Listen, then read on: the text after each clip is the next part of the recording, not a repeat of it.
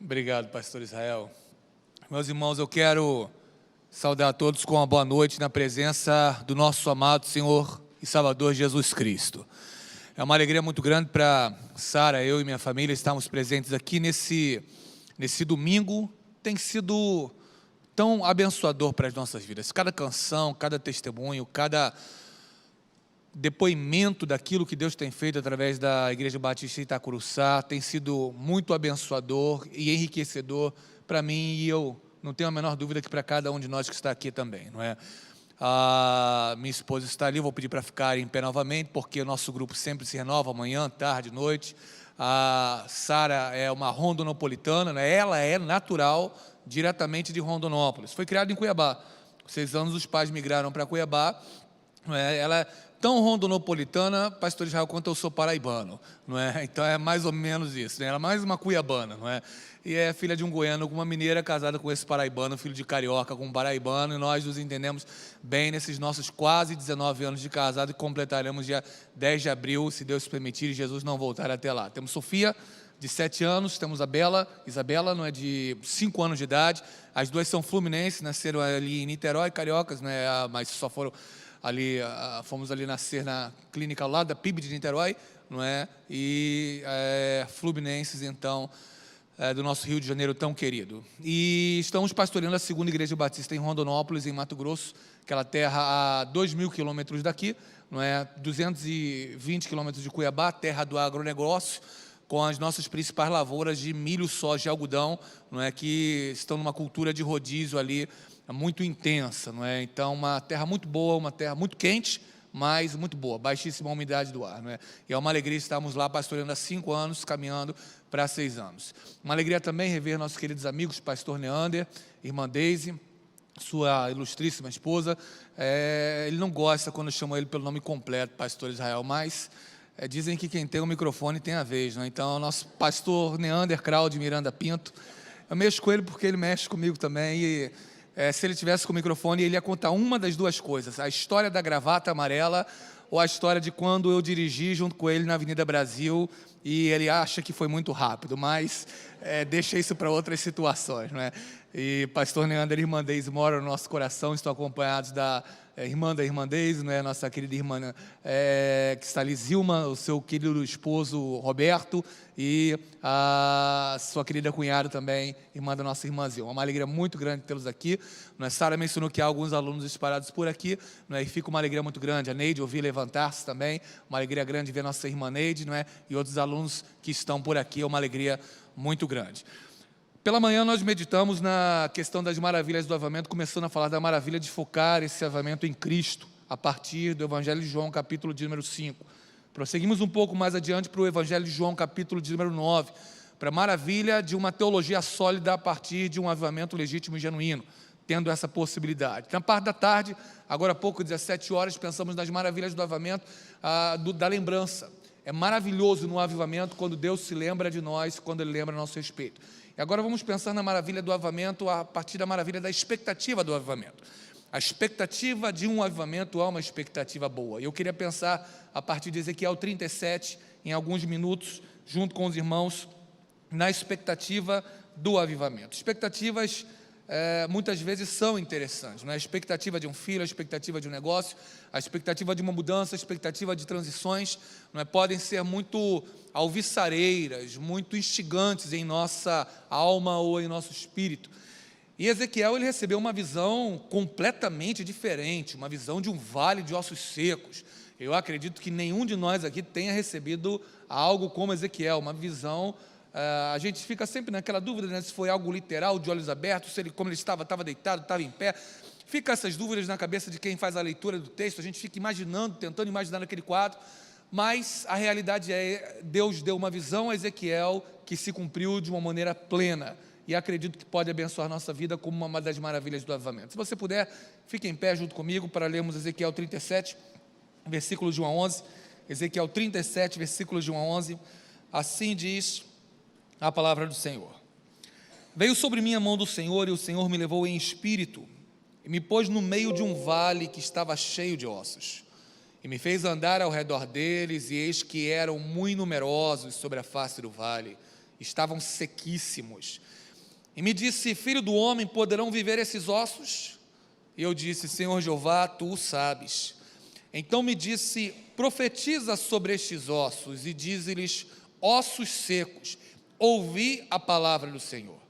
Assim diz o Senhor Jeová a estes ossos: eis que farei entrar em vós o espírito e vivereis, e porei nervos sobre vós, e farei crescer carne sobre vós, e sobre vós estenderei pele, e porei em vós o espírito e vivereis, e sabereis que eu sou o Senhor. Então profetizei como se me deu ordem, e houve um ruído enquanto eu profetizava. E eis que se fez um rebuliço, e os ossos se ajuntaram, cada osso ao seu osso, e olhei, e eis que vieram nervos sobre eles, e cresceu a carne, estendeu-se a pele sobre eles por cima, mas não havia neles espírito.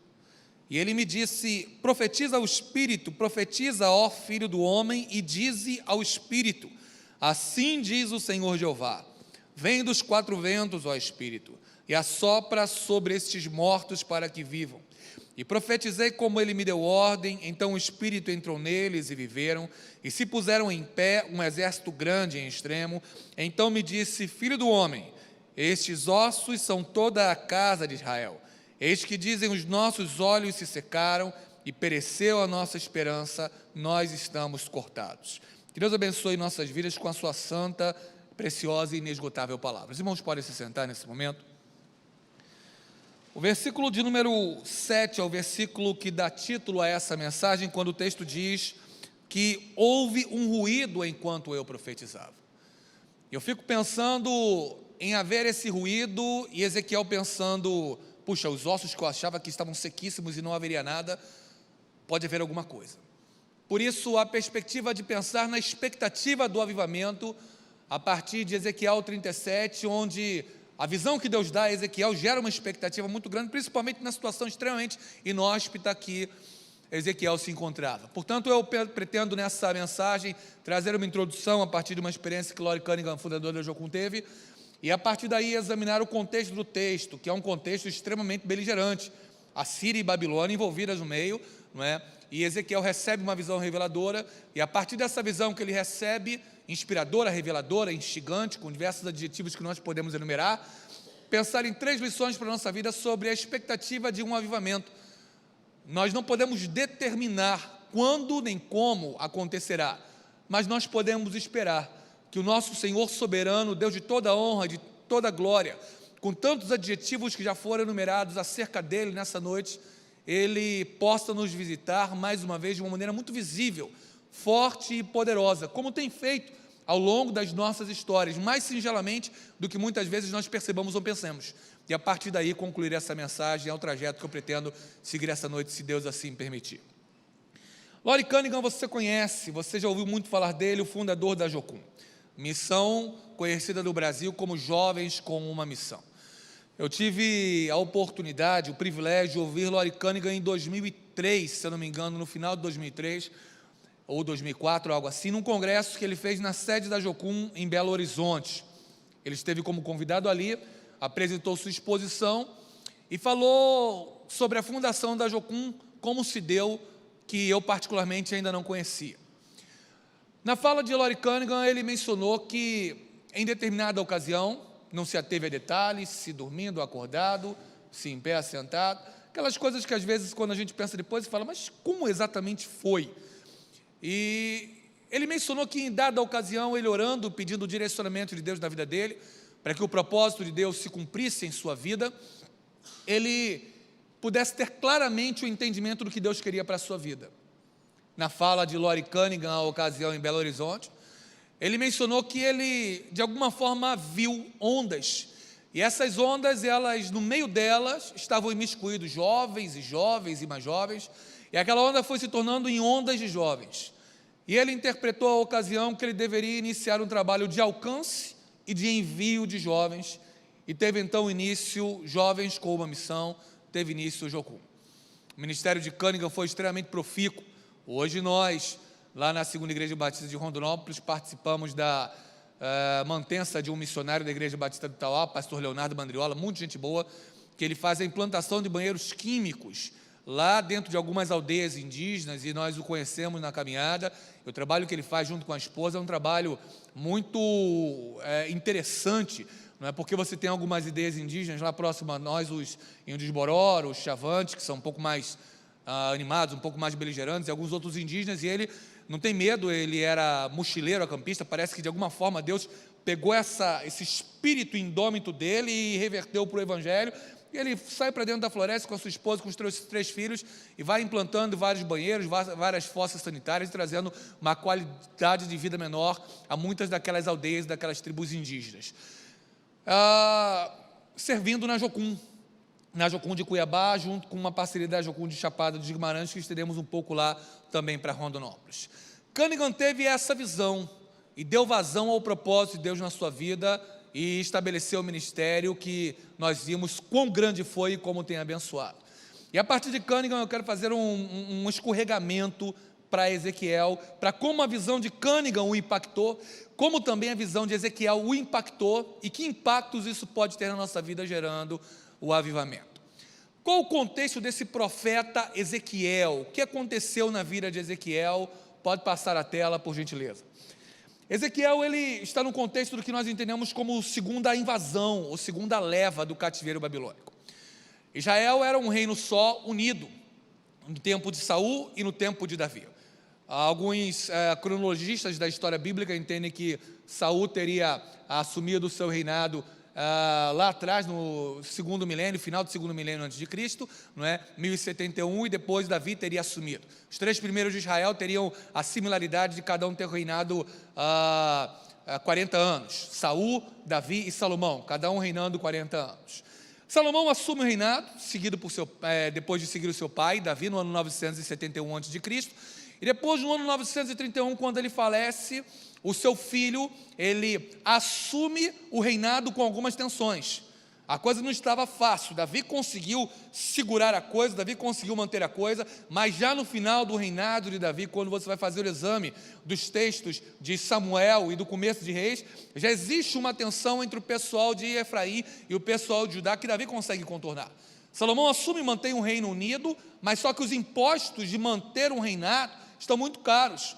E as pessoas começam a reclamar, e Roboão faz o que talvez seja considerado, e aí o nosso querido pastor Israel Belo de Azevedo, como historiador, nosso querido pastor Neander e tantos outros pastores e historiadores aqui presentes podem examinar talvez melhor, mas o que me parece como um dos piores discursos de posse política na história.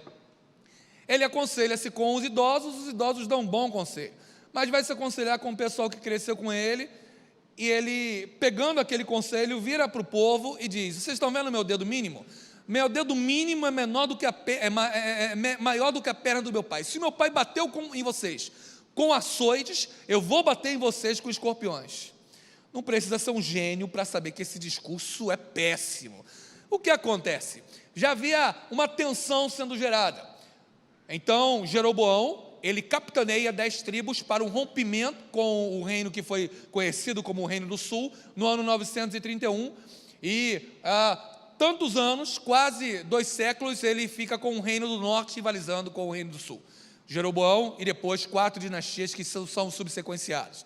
Você vê a projeção, parte norte de Israel e parte sul de Israel. Israel fica então dividido. Nós já sabemos pelo dito de Jesus, nenhum reino dividido contra si mesmo ele prospera. O reino do sul vai um pouco mais longe, mas o reino do norte não. Por quê? Se há uma divisão no ano 931, e quando você lê o livro de Reis no ano 931, existem alguns inimigos que estão mais ao redor ali de Israel. Você tem os filisteus como um problema quase resolvido por Davi, mas não resolvido completamente. Você tem amonitas, você tem edomitas ainda como um problema, e você tem a Síria como um grande inimigo do reino de Israel na parte do livro de Reis. Daqui a pouco vai crescendo um reino, que é o reino da Assíria, vai ganhando preponderância no Império Mundial, e quando chega no ano 722 a.C., a Assíria invade aquela parte lá de cima, invade a parte do norte e domina Israel. Pode passar a próxima projeção, por gentileza. Vem lá de cima e domina a parte norte de Israel. Naquele meio que hoje a gente poderia conhecer como Irã, Iraque, aquela parte lá de cima, um pouco mais acima dali do Oriente Médio. No ano 722, há uma derrocada da parte norte. O reino de Judá olha, bota as barbas de molho, mas só que há um problema central em Israel: a idolatria. Essa idolatria, lamentavelmente, ela varia de rei para rei, não é? Um rei volta-se um pouco mais para o Senhor, um rei afasta-se mais do Senhor, até haver uma apostasia completa. Em tudo isso, Deus entremeando os seus profetas, enviando os seus profetas. Olha, vocês viram o que aconteceu ao norte. Sul, livre-se da idolatria. Sul, arrependa-se dos seus pecados. Sul, volte-se para Deus. E o sul não se volta para Deus. A Babilônia vem numa crescente. Ela vai dominando, assumindo com preponderância a parte mundial. Ela suplanta a Síria no ano 602 a.C. como a maior potência mundial. E ela vem, mas vem com força. E quando ela vem com força, no ano 605 a.C., ela impõe uma dura derrota a Israel. É considerado o primeiro grande cerco. Quem vai embora nesse primeiro grande cerco? Daniel, Ananias, Misael e Azarias. Os principais nobres, os principais governantes, o que Israel tem de melhor. No primeiro cerco vai, ela impõe impostos, impõe um duro jugo, mas Israel ora atende, ora não atende, e quando chega no ano 597 a.C., um segundo cerco é feito contra Israel, e levam dali ferreiros, levam flecheiros, levam todos aqueles que pudessem forjar, manusear ou criar alguma arma. No contexto de Ezequiel, nós nos encontramos nesse momento, entre o primeiro e o segundo cativeiro que você está ali. Então Ezequiel está olhando para um Israel que está precisando de um fortalecimento, um Israel que está precisando ser revigorado por Deus, até chegar daqui a pouco o terceiro cativeiro e o terceiro cerco. O terceiro cerco, ele acaba com o que tinha restado de Israel no ano 586 a.C., a ponto de Jeremias, quando escrever as suas lamentações, em Lamentações 4, 10 e 11, falar de uma prática que nos dá frio na espinha. As mãos das mulheres piedosas cozinharam os seus próprios filhos na devastação da filha do meu povo. Chegou ao ponto da prática de canibalismo quando Israel foi cercado no terceiro cerco por causa da dura cercania que a Babilônia tinha impetrado a Israel. Então nós estamos nesse momento em que Ezequiel está olhando para um Israel que precisa de socorro, para um Israel que precisa de ajuda. Pode passar, por gentileza? Esse terceiro golpe que é impingido, esse terceiro cerco que é dado da Babilônia, elas vêm lá de cima, lá para baixo, para aquela faixa de terra que é considerada menor do que o Sergipe, Israel pequenininho, mas que interessa na história sempre a muitas pessoas, a muita gente, e a Babilônia vem, impõe um terceiro cerco e leva cativo o povo que está ali. O contexto em que estamos é Ezequiel chorando, falando: Deus, o povo está devastado, Deus, o povo está destruído. E aí Deus toma Ezequiel e dá a ele uma visão sine qua non, uma visão sem igual, uma visão diferenciada. Leva ele para o meio de um vale de ossos secos e faz uma pergunta que eu não sei como cada um de nós responderia. Uma pergunta extremamente difícil. Num vale sequíssimo que Deus mostra para Ezequiel, representando o povo de Israel, pergunta: filho do homem, poderão viver esses ossos? A única resposta que Ezequiel tem a dar é virar para Deus e dizer: Senhor, tu sabes. Tipo de visão, porque é uma visão que tem audição também, é uma visão que tem sonoridade. Então, de que maneira se deu essa visão? Não é? Há uma realidade muito grande, um realismo muito grande naquilo que Deus concede a Ezequiel, e ele diz: eu estou profetizando, e há um ruído. E esse ruído ele vai descrevendo, ele diz: o osso se juntou ao osso, o nervo ao nervo, a carne sobre a carne, veio pele. E eles estavam ali, um exército grande em extremo, mas não havia neles espírito. E depois Ezequiel, quando profetiza, o Espírito vem sobre eles, eles se colocam em pé, um exército numeroso em extremo, representando o revigorar, o refolegar que Deus traria a Israel. O momento em que Ezequiel profetiza, ele começa a ouvir um som, até o momento da vitalidade completa daquele exército, por meio da profecia que Deus dá a Ezequiel, gera uma expectativa. E muitas vezes, irmãos, nós começamos a estudar sobre avivamento, nós começamos a pensar sobre avivamento, e um pressuposto que nós podemos ter por correto: tudo aquilo que Deus permite que nós estudemos, tudo aquilo que Deus permite que nós nos debrucemos e venhamos a refletir, tudo aquilo que Deus permite que chegue à nossa possibilidade de examinar, é porque muitas vezes parece que Ele está pavimentando um caminho para trazer algo sobre nós. E quando o pastor Israel Belo de Azevedo me convidou para essa conferência, eu fiquei pensando: Deus, o que o Senhor quer continuar a fazer através da história da Igreja Batista Itacuruçá, prosseguindo esses 87, depois 88, 89 anos e por aí subsequencialmente até a volta do Senhor? Eu não sei, mas eu acredito que colocando o nosso coração diante de Deus e pensando sobre maravilhas do avivamento, podemos perguntar a Deus: Deus, por que não algo mais? Deus, por que não alguma coisa maior, tanto em Itacuruçá como na Tijuca? Por que não, Senhor, o Senhor salvar este povo ao nosso redor que tanto está precisando de salvação, o nosso povo carioca tão amado, tão querido? Deus, por que não o Senhor impingir sobre nós a alcunha ou o epíteto que também incindira sobre John Wesley ao ter visto a sua obra realizada e dizer: não seria esse um tição tirado do fogo? Pegando emprestado o texto de Zacarias 4:11. Quem sabe Deus não quer fazer de nós como aqueles tições tirados do fogo e colocados nas caudas das raposas, daquelas 300 que Sansão colocou pela seara dos filisteus, para que ali houvesse um afogueamento de uma maneira literal naquele momento, mas em nós de uma maneira figurada, para que o Rio de Janeiro, e mais especificamente Tijuca e Itacuruçá, continuem vendo quanto Deus tem a trazer para as suas vidas e quanto Deus pode mudar o Brasil e a nossa nação e o nosso bairro, se Ele assim o quiser. Vamos pensar um pouco mais sobre isso. Pode passar, por gentileza. Pois bem, a lição central é que a visão de Deus ela pode se tornar propulsora de expectativas. Ezequiel teve uma visão de Deus, e aquilo propulsionou nele algumas expectativas. Aquilo propulsionou nele a esperança de que Israel pudesse ver o seu cativeiro modificado. Aquilo trouxe a ele a possibilidade de: Deus, será que eu posso sonhar? Será que eu posso imaginar? Será que o nosso povo não ficará aqui para sempre?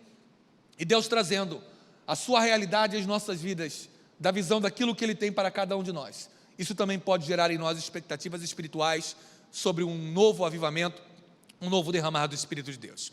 Eu quero apresentar algumas razões para isso. Em primeiro lugar, quando pensamos nisso, podemos alimentar a expectativa quando Deus nos mostra que Ele quer fazer algo. Dizer que há um propósito para cada um de nós é chover no molhado, sabemos disso, nós entendemos isso. Agora, quando Ele nos mostra mais especificamente que Ele quer fazer algo, nós podemos imaginar e nós podemos expectar que Deus, Ele de alguma maneira inusitada, nova, criativa ou sobrenatural, pode estar querendo fazer algo totalmente novo, totalmente criativo e totalmente original. Foi assim com Ezequiel. Ezequiel, a visão que eu vou lhe dar nunca dei a ninguém. É um vale de ossos muito secos. E eu quero restaurar o povo de Israel, assim como estou te mostrando na restauração dessa visão. Lembro-me daquele texto de Lucas 4, versículo de número 20, e aquele texto para mim é um dos textos muito paradigmáticos sobre o ministério de Jesus, onde Jesus, iniciando o seu ministério em Lucas 4, ele chega na sinagoga, e quando se chega na sinagoga, dava-se a palavra para o visitante poder trazer uma palavra do que se desejasse, da interpretação do texto, das considerações daquele momento. Entrega o Razão, assistente da sinagoga, entrega o texto a Jesus, e a leitura daquele dia é Isaías 61, de 1 a 3. Jesus pega o texto de Isaías 61, de 1 a 3, ele lê e diz: eis que o Espírito do Senhor Jeová é sobre mim. Ele começa a trazer toda a leitura daquele texto, e ele menciona que aquela escritura está cumprida naqueles dias. Quando ele fecha o rolo, ele entrega ao assistente da sinagoga, ao Razão. É interessante, há um versículo ali que quase nos passa despercebido. O texto diz: os olhos de todos na sinagoga estavam fixos em Jesus. Irmão, Jesus era um moço novo. Nós estamos falando de alguém com 30 anos de idade.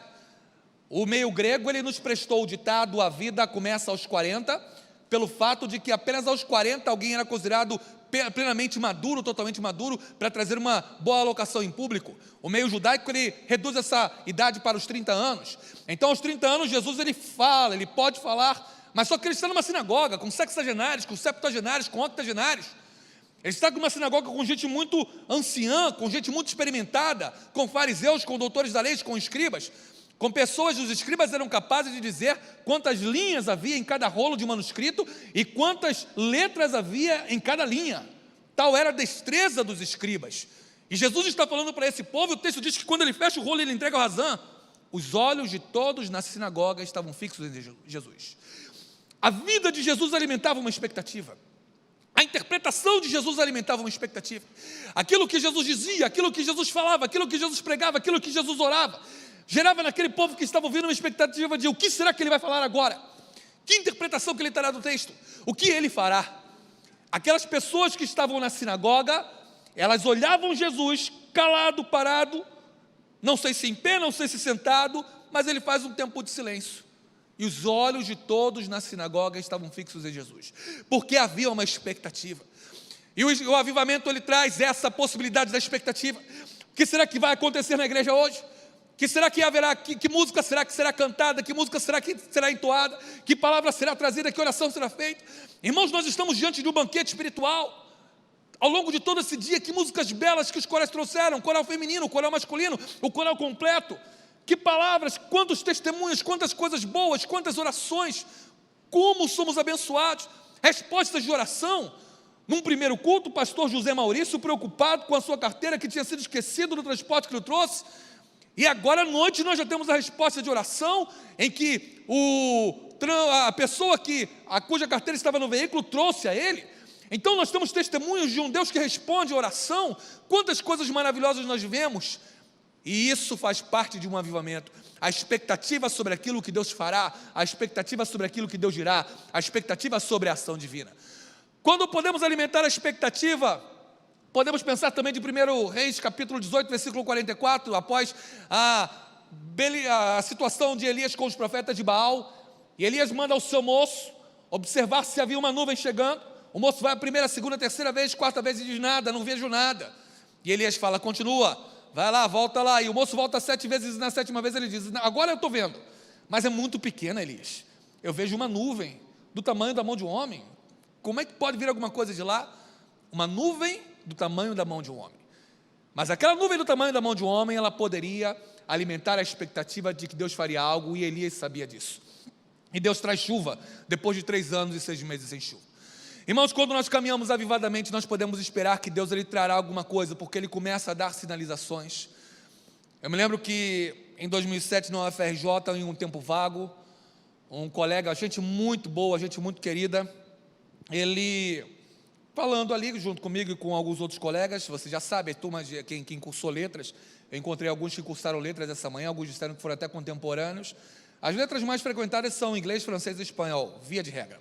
Depois você vem o alemão, e depois vem com as clássicas e as eslavas e algumas outras um pouco mais exóticas. São 10 vagas para árabe, 10 vagas para grego, 20 vagas para hebraico, não é? E algumas pouquinhas, 10 vagas para russo e poucas vagas mais distribuídas entre o restante das letras. Algumas pessoas fazem dessas letras exóticas trampolim para entrar por inglês, francês e espanhol. Acontece algumas vezes isso daí, não é? Mas alguns não, estão ali porque querem realmente estudar aquela letra. Eu tinha um amigo, muito gente boa, não cristão, que ele gostava bastante do grego, era muito capaz, e terminando ali um tempo, avisaram que não haveria aula, e ficamos ali, nós 7, nós 8, conversando, ele falando: olha, eu fui para uma determinada localidade, e fiz isso, fiz aquilo, e bebi até cair, e passei mal, e não sei o quê, olha, isso foi uma onda, e não sei o quê. E outro começou a contar uma coisa e outra: olha, e eu fui para tal lugar, e aconteceu não sei o quê, e tal. Fiquei ouvindo, estava ali, não queria ser deselegante, não queria ser desagradável, e falei: deixa eu ver até onde pode ir na conversa, não é? Onde é que dá para a gente caminhar. E alguém resolveu virar para mim e falar: e você, Henrique? Como é que foi aí? Como é que foi o seu final de semana? Eu falei: rapaz, mas o final de semana foi muito interessante. Final de semana a gente teve situação de batismo lá na igreja. Eu falei: o pessoal falou: batismo? Eu falei: batismo. Mas foi muito interessante. E todo batismo, compartilhando com eles, todo batismo, eu lembro de um batismo que eu fiz em Pochorel, 2004. Pastorei a primeira igreja batista de Pochorel, mais ainda no interior do que Rondonópolis, lá para dentro. E lá, nós cariocas temos alguma dificuldade com a convivência com a natureza, não é? Principalmente no meio de onças e jacarés, muitas vezes. Era a semana de batismo, pastor André. E naquela semana de batismo foram as escolas anunciando. As igrejas, a maioria não tem batistério lá, porque batismo lá quase sempre no Rio, não é? E passaram as escolas avisando: ninguém faça qualquer situação, ninguém mergulhe no chamado Rio dos Crentes, que era o rio que todos nós batizávamos lá, porque vira uma sucuri lá pelo meio do Rio dos Crentes. Eu comuniquei isso na igreja. Falei: irmãos, nós precisamos encontrar um batistério móvel, alguma coisa assim, pedir ir numa outra igreja, fazer o batismo, porque encontraram uma sucuri no Rio dos Crentes. Não, pastor, Mas o senhor não conhece sucuri? Sucuri não é venenosa. Pastor, o senhor não sabe de sucuri? A gente pega ela, bota ela na S10, na Ranger, e a gente transporta ela. E realmente o pessoal faz isso, porque tem muito respeito pelos animais lá. Mas vai dizer isso para um carioca que nunca viu uma sucuri. E eu olhei e falei, irmãos, como é que a gente vai resolver isso? Não, pastor, a gente ajuda o senhor. Eu falei, então vamos fazer o seguinte, então vamos dividir aí a partilha. Eu vou ficar no centro, mas eu quero 4 diáconos comigo dentro do rio, um de cada lado. Vamos fazer um quadrilátero aqui ao redor. Vocês que deram a ideia, porque surgiu de um diácono querido, abençoado nosso lá. Muito amoroso, mas muito de fé esse homem, não tanto quanto a minha fé. Vamos lá, todo mundo para o rio. Estamos batizamos 1, 2, 3, 4, ó que belos hinos, cantam lá nos céus. Quando foi o último, Marquinho, menino desse tamanho, seus 10 anos, fui batizar o Marquinho, imergi o Marquinhos. Quando eu imergi o Marquinhos, alguma coisa grudou entre as minhas pernas. Eu falei, rapaz, é a sucuri, estou lascado. Falei, ô Senhor, tem misericórdia de mim. Aí eu segurei, levantei o Marquinho rapidamente, fixei ele, botei a mão. Quando botei a mão, era um galho de árvore grande que tinha sido trocado ali. Todo mundo já tinha visto, rido, olhado de mim lá fora. Falei, irmãos, acabou o Marquinho, é o último, vamos embora. Eu saí lá e seguimos. Eu estou contando essa história para o meu grupo da faculdade lá. E aí o camarada falou, mas rapaz, como é que você entra no rio com uma sucuri? Você está maluco, você está doido? Falei, não, mas aí é que você não sabe. A alegria em você ver uma pessoa com a vida toda desregrada, toda bagunçada, e você pegar, levar essa pessoa para o rio, ela agora estar ajustada, com um casamento organizado, com o seu interior repleto da presença de Deus, e você mergulhar nessa pessoa, dizendo que ela morreu para a velha vida, e agora ela tem uma nova vida, essa alegria, só quem já teve o privilégio e a graça de Deus e a misericórdia de Deus de batizar, ou ver alguém batizado, é que sabe a felicidade que isso dá. E por ali a gente foi tentando gerar a expectativa na vida daqueles meninos. Pinceladas, pinceladas, pinceladas e pinceladas.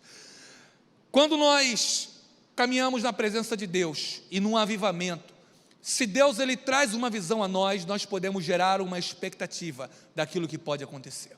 Qual é o propósito de Deus para a sua vida? Você está fazendo aquilo que você foi chamado para fazer?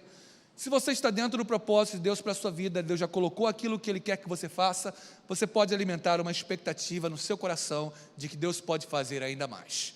Segundo lugar, podemos alimentar a expectativa, pode passar por gentileza, quando uma citação, uma menção, uma reflexão, avivamento é não descansar até ver a cumprida a expectativa do derramamento, daquele que é a fonte inesgotável. Ele tem mais.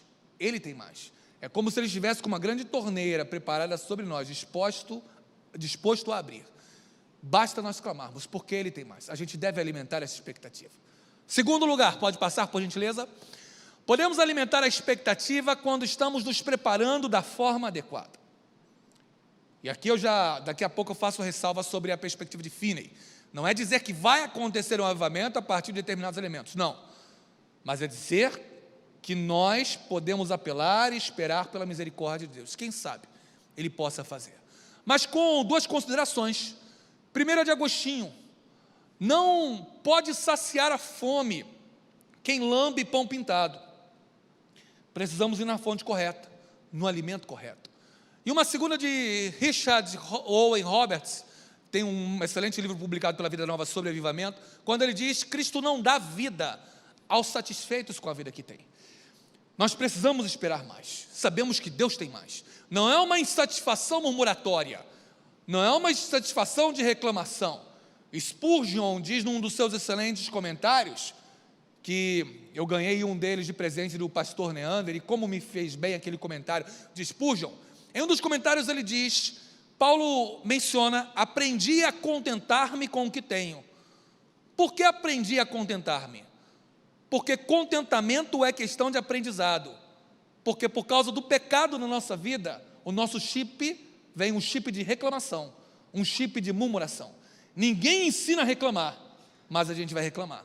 Por isso que a gente precisa aprender a se contentar com aquilo que a gente tem.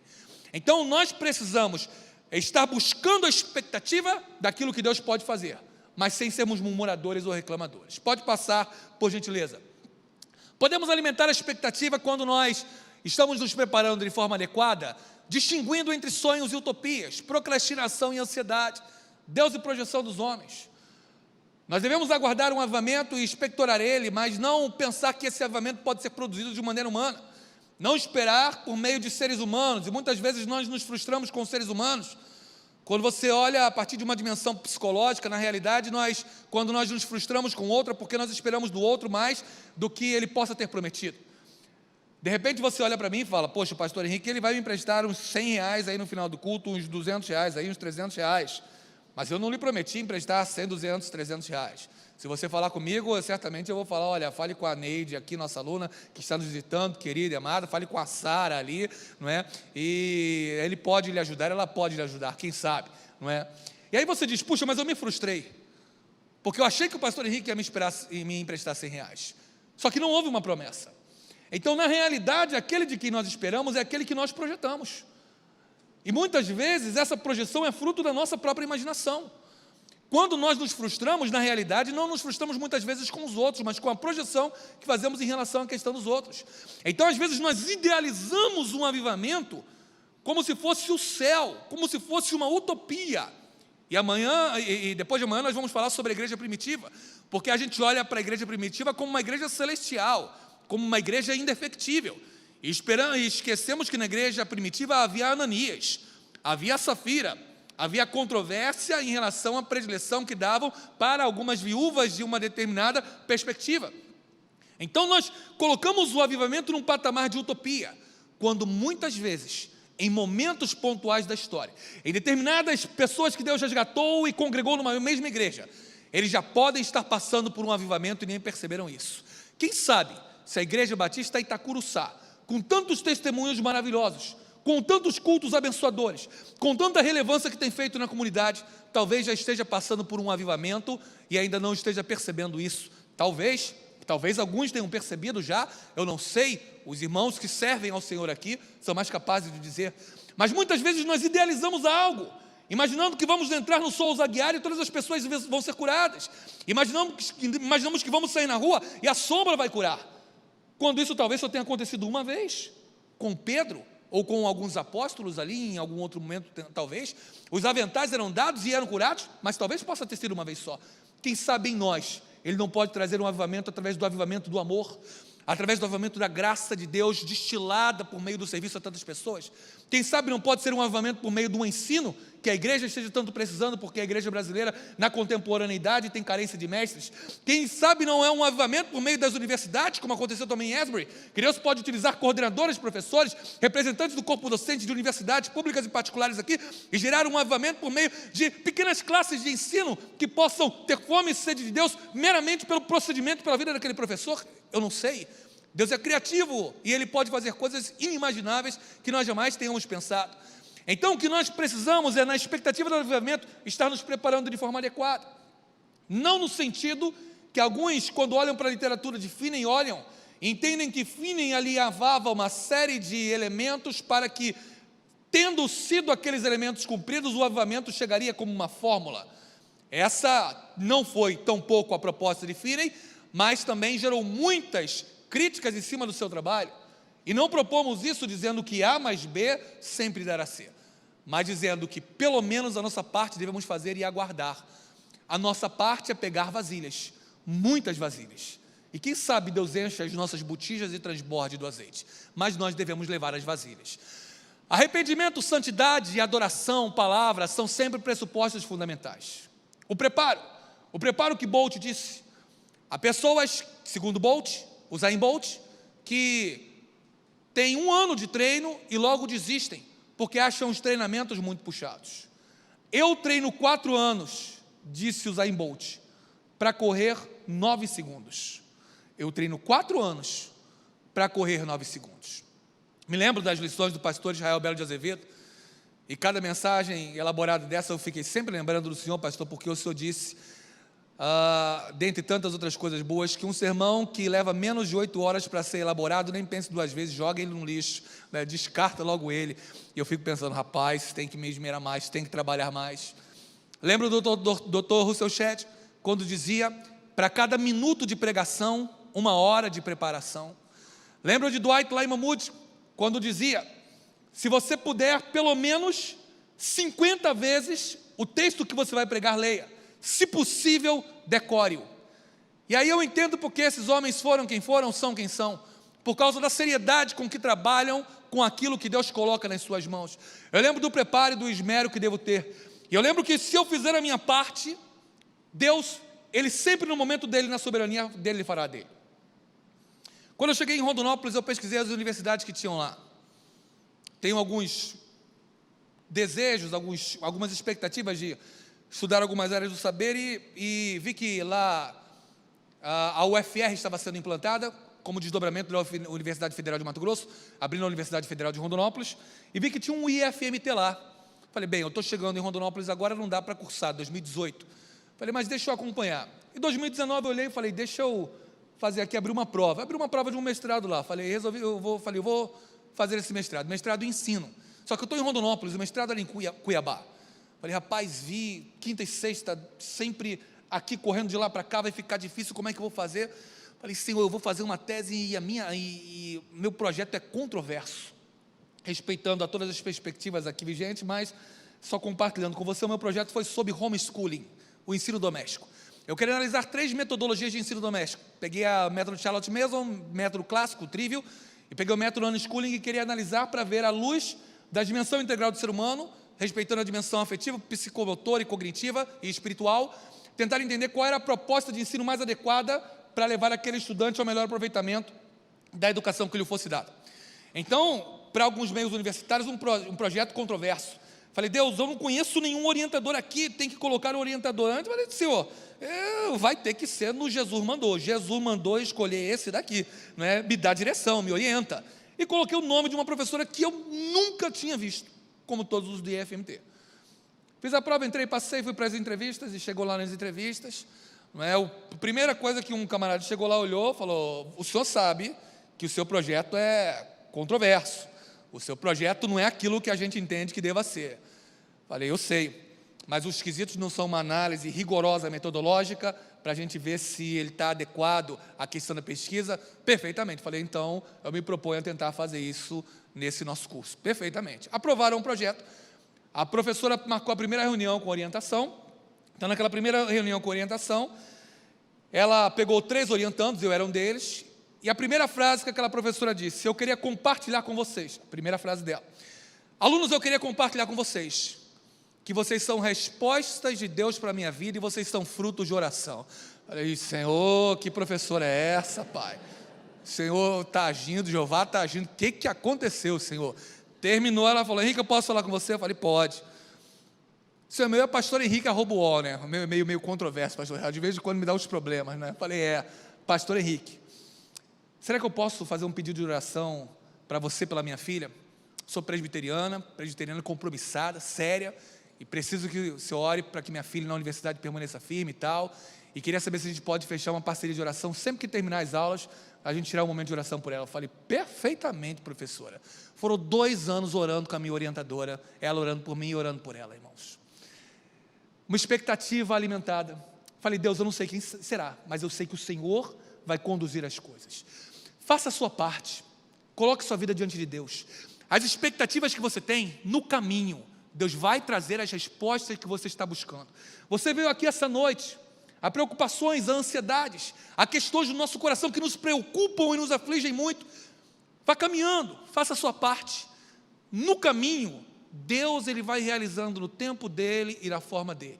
A você e eu compete apenas continuarmos firmes no caminho, esperando que no momento certo Deus venha agir. Amém?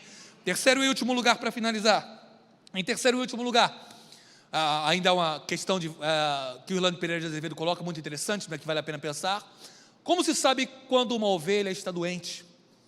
Quando ela perde a fome, quando ela para de esperar, quando ela para de buscar, quando ela perde a expectativa. Alimentemos sempre a expectativa da fome sobre Deus no nosso coração. Terceiro e último lugar, podemos alimentar a expectativa quando vemos sinais da pavimentação divina naquela direção. O Ezequiel, ele alimenta a expectativa porque ele ouve um ruído. Eu ouvi um ruído. Alguma coisa vai acontecer. E ele vê sinais de pavimentação divina de que aquela visão ela será completa, de que ela irá se concretizar. Então ele vê sinais de uma pavimentação divina naquela direção. Como, por exemplo, o Salmo 85:13, quando diz que o Senhor nos fará andar pelo caminho aberto, mas pelo caminho aberto pelos seus passos. É Deus que vai à frente, é Deus que nos vai conduzindo, é Deus que vai encaminhando as coisas. Então pode haver uma expectativa em nós, quando Deus começa a dar sinais de que alguma coisa acontecerá, de que alguma coisa ocorrerá. Podemos lembrar, por exemplo, de George Miller no orfanato, com aquela grande obra na Alemanha. Ele iniciou vendo uma criança sendo deixada, vendo uma criança entristecida, órfã, e ele leva essa criança para a sua casa, cuida, compra uma casa, faz um primeiro orfanato, aquele orfanato é preenchido, compra uma segunda casa, faz um segundo orfanato, uma terceira casa, faz um terceiro orfanato, e Deus ele vai dando sinais de que está com George Miller, porque é o Deus que faz com que um padeiro bata na sua casa, entregue um pão para sustentar aquele órfão que ali está abrigado por George Miller. Ele vai trazendo caminhões e caminhões, de maneiras as mais multiformes, e vai sustentando toda aquela obra pela fé. George Miller vê que Deus vai dando sinais de que está com ele, e vai cada vez mais alimentando essa expectativa. Quando Deus me conduziu para Rondonópolis, houve muitos questionamentos em Sara e eu. O processo começou em 2016, nós somos uma jovem senhora, uma igreja de 39 anos de organização. Pastor Stuart Christine pastoreou a igreja de 1984 a 1987, sucedeu o pastor Valdecir Dias, que pastoreou a igreja de 1988 até dezembro de 2017. Em dezembro de 2016 começou o processo de sucessão pastoral, ele ligou e falou: Henrique, podemos orar nesse sentido? Eu falei: podemos. E começamos a orar e a clamar. E falei: Deus, o Senhor quer que nós estejamos lá? O que o Senhor deseja que nós façamos em Rondonópolis? E passou-se o tempo, passou-se 2018, passou-se 2019, passou-se 2020, e Deus foi encaminhando as coisas. Nós tínhamos alguns terrenos da igreja que precisavam ser legalizados, nós tínhamos algumas partes ministeriais da igreja que precisavam ser ajustadas.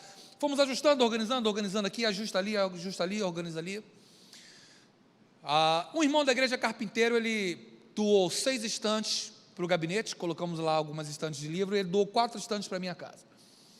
Fui ajeitar aquelas estantes de livro, coloquei um livro num lugar, outro livro num lugar, e os livros estavam com as suas seções fora de lugar, os títulos fora do lugar, e fui ajeitando um a um. Um belo dia eu coloquei as meninas para dormir e falei: hoje eu vou terminar de arrumar todos esses livros. Fui ajeitando, sem sono, muito meticulosamente, 10, 11, meia-noite, 2 horas da manhã, o sono fugiu, fui indo ali, e daqui a pouco me veio a pergunta, falei: Deus, o Senhor nos trouxe aqui para Rondonópolis, tanta coisa já foi feita e realizada, como o Senhor tem sido misericordioso e abençoado a obra, mas qual o foco da missão? E Deus foi muito claro comigo. Tito 1,5, ele falou: por esta causa te coloquei em Creta, para que pusesses em boa ordem as coisas, e estabelecesse presbíteros de cidade em cidade, conforme te ordenei. Por esta causa te coloquei, para colocar em ordem as coisas. E aí fui lembrando de cada coisa que foi caminhando. Era um terreno aqui, um terreno ali, um ministério aqui, uma vida ali, as coisas sendo ordenadas. E fui vendo o sinal de Deus em tudo isso. E fomos alimentando a expectativa daquilo que Deus ia fazendo e realizando, e até hoje continuamos alimentando essa expectativa. Deus tem dado, eu não tenho a menor dúvida, alguns sinais de que Ele tem sido com você, como Ele deu sinais a Ezequiel. Ezequiel ouviu um ruído. Há ruídos na sua vida, não ruídos ruins, mas ruídos proveitosos. Ruídos mostrando que Deus tem sido com você. Eu gostaria que você atentasse para esses ruídos. Uma resposta de oração aqui, alguém se convertendo ali, uma porta aberta acolá. São os ruídos que Deus tem trazido na sua vida. A partir desses ruídos você pode alimentar a expectativa de que algo mais Deus tem, pode e quiçá faça em sua vida, quiçá faça em minha vida. Mas a nós cabe amealhar vasilhas, para que Deus, no seu tempo certo, Ele possa encher. Pode caminhar, e vamos caminhar para a nossa finalização. Conclusão: Hayden Wilson Tozer, santo escritor cristão do século antepassado, do século XIX para o século XX, ele nos lembra: todo homem é tão santo quanto deseja ser, todo homem tem tanto de Deus quanto deseja ter. Em outro momento, Hayden Wilson Tozer, ele lembra: uma verdade não exercitada é como um músculo atrofiado. nós precisamos alimentar a expectativa de que Deus pode fazer mais, porque Ele tem mais. Ele não apenas tem, não é uma questão de pertença, não é uma questão de posse, é uma questão de essência. Ele é santo, Ele é justo, Ele é todo-poderoso, Ele é verdadeiro. E quem sabe, alimentando essa expectativa, trazendo nossas vasilhas, que somos nós mesmos, e dizendo: Deus, traz mais, derrama mais, me traz mais fome, me traz mais sede, me traz mais de Ti, mais de busca pela palavra, mais de desejo de evangelizar, mais de desejo de fazer missões. Ele olhe para nós, se agrade de nós, nos visite de maneira tão forte, tão poderosa, que quem sabe que vejamos novos Asburys acontecendo em Itacuruçá, Tijuca e adjacências. E fazendo assim, continuaremos a dar graças a Deus pelas suas maravilhas do avivamento. Que Deus te abençoe, guarde essa palavra no seu coração em nome de Jesus.